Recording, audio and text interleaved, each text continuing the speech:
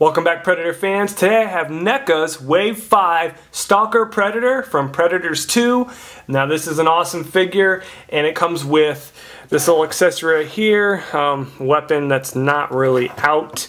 I do not have the package with me at the moment, so I don't know exactly what it is. But we have some accessories here on the front of him.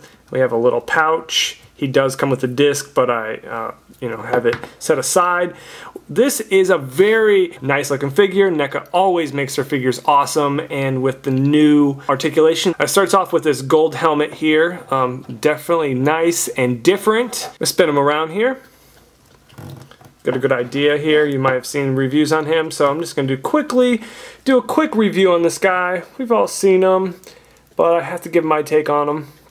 I just really like all of the Predator figures, and Wave 4 and 5, the articulation has been stepped up tremendously, so I have to give Neca huge props for that. We're going to quickly go into the articulation. Head can spin away all around, up and down. Arms can rotate, both of them out. We have this joint here, and then it also rotates. It does rotate here. It's kind of difficult. Don't want to hurt your figures here.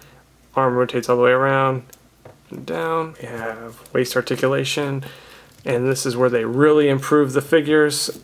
We can go out, front and back, and then we have double jointed knees, and then the foot can spin all the way around and up and down. A lot of the paint on this is awesome. And we have great detail with the mesh here. It's a very awesome looking Predator. So thanks for watching my Neca's Wave 5 Stalker Predator. Take it easy, guys, and have a good day.